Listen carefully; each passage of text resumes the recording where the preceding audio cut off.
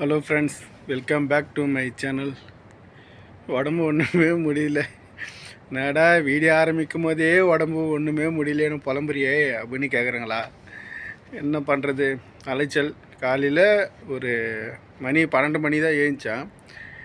அது காலையில் இல்லை, சாரி, மதியம் 12 மணி தான் ஏந்திச்சேன். அந்த 12 மணிக்கே என்னால் ஏந்திரிக்க முடியல. ஆனால் ஏந்திரிக்கிறேன்னு உடம்பு வரவே மாட்டேருக்குது. ஐயோ, நேற்று நைட்டு 11:51 தான் வந்திருப்போம் ரூமுக்கு வந்து. அப்புறம் சாப்பாடு சரியில்லை. அதுக்கப்புறம் போய் தமிழ்நாடு ஹோட்டலில் போய் அப்புறம் சாம்பார் வடையை வாங்கிட்டு வந்து அதுக்கப்புறம் சாப்பிட்டு அதுக்கப்புறம் படுத்து காலையில் ஏந்திரிக்க முடியல. பொறுமையாக ஏந்திச்சு குளிச்சுட்டு அப்படியே சும்மா கார் க்ளீன் பண்ணலாம் அப்படின்ட்டு வந்தேன். கார் ஃபுல்லும் கழுவ மாட்டேன், சும்மா அப்படியே தண்ணி தொட்டு சும்மா மட்டும் க்ளீன் பண்ணலாம் அப்படின்ட்டு வந்திருக்கிறேன்.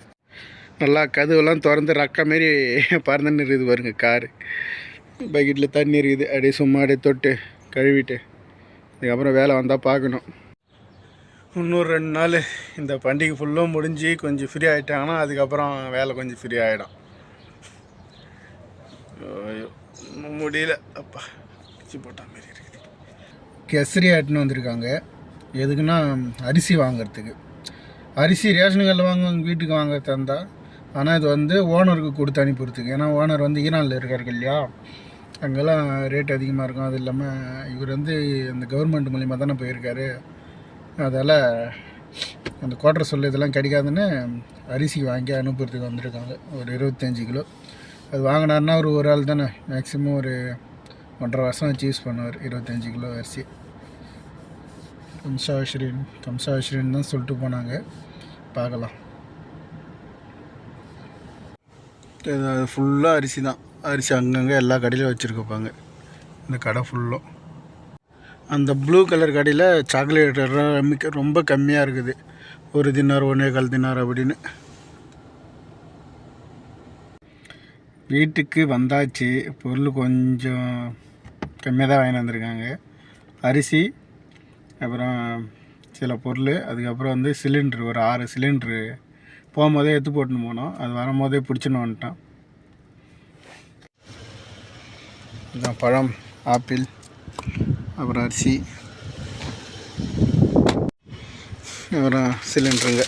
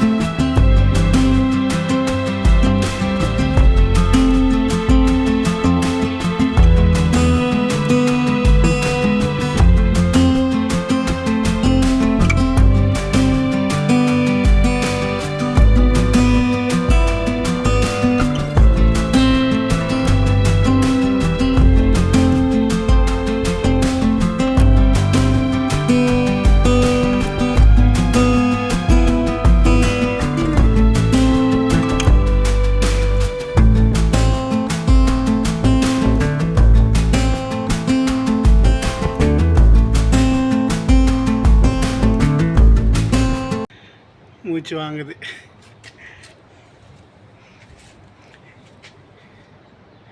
எல்லாத்தையும் எடுத்து இங்கே தான் வச்சுருக்கிறேன். இதுக்கப்புறம் தான் எடுத்துன்னு போய் லிஃப்ட்டில் வைக்கணும். சிலிண்டர் எடுத்துன்னு போய் எதுவில் வைக்கணும். அந்த சிலிண்டர் தூக்கின்னு போனது பசி எடுக்குது. ஆனால் சாப்பாடு கொடுக்கல. டைமு 3:15 ஆகுது. எப்படி இருந்தாலும் ஒரு 5 மணி தான் வரும். அது வரைக்கும் அப்படியே உக்காந்து இருக்கிறேன். ஹெலிகாப்டர் போது போல் தெரியுது, சவுண்டு கேட்குது. போதா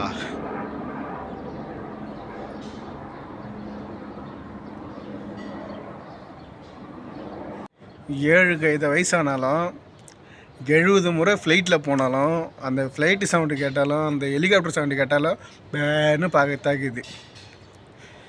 என்ன நடந்தாலும் இது மட்டும் மாறாது. சலிக்க போயிட்டேன் ஃப்ளைட்டில். சவுதியில் இருக்கும்போது எக்கச்சக்கமான முறை போயிட்டேன் ஃப்ளைட்டில். ஆனால் இருந்தாலும் அந்த ஃப்ளைட்டு சவுண்டு கேட்டாலே ஹெலிகாப்டர் சவுண்டு கேட்டாலே போய் மேலே தான் எட்டி பார்க்குறேன். காசு கொடுத்துருக்காங்க 5 தினார். என்னென்னா ஒரு தினாருக்கு வந்து சமோசா வாங்கின்னு வரணுமா. லூஸ் வந்து குதார், லூஸ் வந்து ஜூபன், ரெண்டும் கலந்து வாங்கின்னு போகணும்.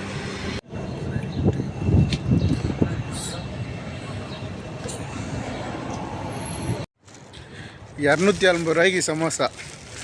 இதுக்கு நம்ம ஊரில் 2-3 பிரியாணி கூட சாப்பிட்லாம். நிறைய சமோசா மட்டும் சாப்பிட்றாங்க. அந்த அரிசி மூட்டை வந்து ஓனருக்கு கிடையாது, ஓனரோட அம்மா வீட்டில் எடுத்துன்னு போய் வச்சுட்டு வந்தேன். நான் மட்டும் கிடையாது, ஓனரோட அண்ணன், தம்பி, அக்கா அவங்க எல்லாருமே அந்த 5 பேக் வாங்கிட்டு வந்து வச்சாங்க. எதுக்குன்னா இந்த ரம்ஜான் பண்டிகை அப்போ இந்த இல்லாதவங்களாம் வந்து அந்த துவார் இருக்கிற இடம் இல்லை அந்த மசூதி பக்கத்தில் இருப்பாங்க, அவங்களுக்கு கொடுக்குறதுக்கு, அதாவது சும்மா அரிசி கொடுக்குறதுக்கோசரம் எல்லாம் வாங்கிட்டு போய் வச்சுட்டு வந்தாங்க.